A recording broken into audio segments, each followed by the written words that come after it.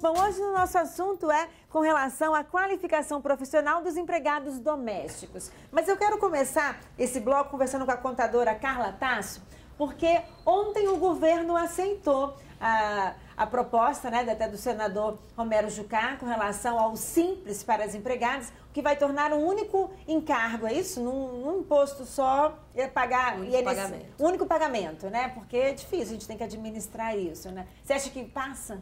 Eu acho que passa, porque na realidade os empregadores não estão tendo ainda domínio desses recolhimentos. Então é muito difícil para o empregador preencher uma guia de fundo de garantia no momento atual, como uma empresa normal, uma GFIP, e preencher uma guia de GPS. Muitos empregadores não sabem fazer esses documentos. Então, se o governo aprovar esse projeto, vai facilitar a burocracia dos recolhimentos que a gente tem hoje e os empregadores vão ter mais confiança deles mesmos fazerem os recolhimentos. Né? Olha só, tem uma pergunta aqui da Maria Josefa, que ela é doméstica. Ela pergunta o seguinte, ela ainda tem algumas dúvidas com relação à carga horária. O horário de almoço, né, entra nas 8 horas diárias? E como essas horas ficam distribuídas quando nós temos que trabalhar aos sábados? Então, a norma, a lei diz que a gente tem que ter 8 horas a 44 horas de trabalho. Então, quer dizer, você tem de 8 horas diárias e 44 horas semanais. Bem, quando você trabalha acima de 6 horas diárias, você tem que ter um intervalo para o almoço de 60 minutos. Né? Então, obrigatoriamente, no mínimo, 60 minutos. A distribuição da hora, se ela entra às 8, entra às 9, sai às 18, às 17, aí é um acordo entre empregador e empregado, como é um acordo normal. E que essa hora de almoço seja respeitada no meio do dia. Seja respeitada no meio do dia. Vou sair uma hora mais cedo porque eu não fiz a hora de almoço. Isso, ela tem que ser respeitada porque a partir de 6 horas eu tenho que ter os 60 minutos de intervalo. E como é que a hora extra é calculada? Bem, a hora extra é calculada 50% do valor da hora que você paga. Então, por exemplo, se a minha hora é R$10, ela passa a ser 15. E eu só posso ter 2 horas extras diárias, que já é permitido pela CLT. Né? Então, na realidade, a questão da hora extra, ela nada mais fez do que regulamentar em relação às empregadas domésticas, que a regra se manteve a mesma. Bom, e a partir de agora, dia 1º de abril, os profissionais contratados já entram nessas regras, é já isso? entram nas regras.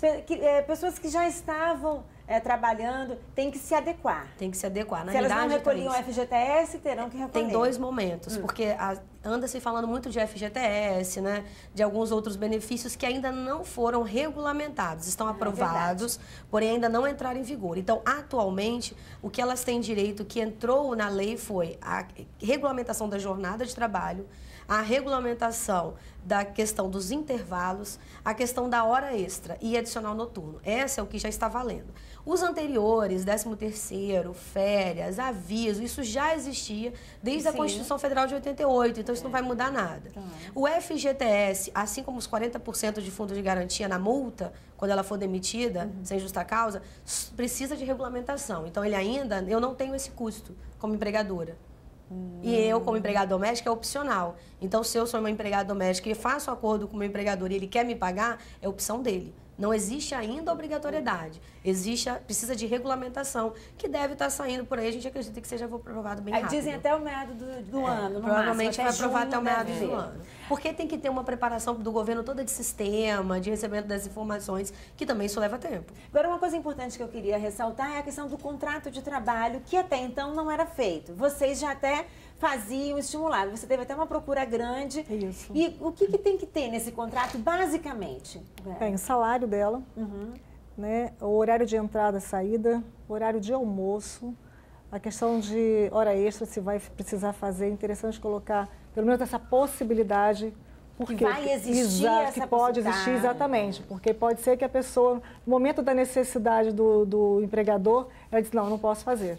Então é importante que ela saiba, adicional noturno também, essa possibilidade tem que estar em contrato.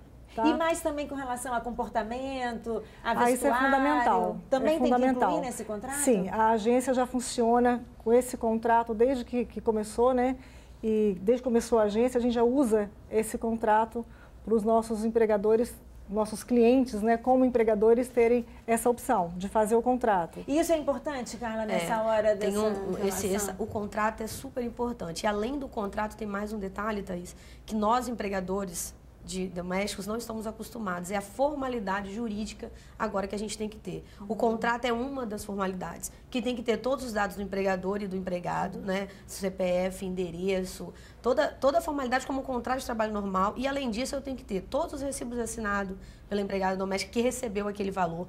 Um controle de jornada de trabalho, que é muito difícil, porque a gente estava aqui comentando como é que eu saio de casa às 8 da manhã e chego às 20 da noite, como é que eu vou controlar se ela realmente entrou às 8, se ela entrou às 8h30. Então, isso é um complicador, que é a questão da confiança. É fundamental ter esse controle, até porque agora entra em vigor a hora extra. Então, como é que eu vou comprovar se ela fez ou não, né? Então, vai ficar a minha palavra contra dela? É verdade. Então, eu preciso ter um controle de horas trabalhadas, dos intervalos, tudo que está na lei eu tenho que ter esse controle. E um dos pontos fundamentais que a Ben até comentou aqui de um curso, que é a questão dos equipamentos de proteção e segurança, que está na lei a obrigatoriedade do empregador dar, que muitas vezes a gente faz, coloca à disposição e a empregada doméstica não sabe usar, como luvas, como, né, a questão de óculos, a questão, sabe, de proteção para produto químico. Então, ela comentou até um curso disso no Senai, então precisa saber usar e precisa usar para não ter problema. Olha, então já fica aqui ótimas dicas para você.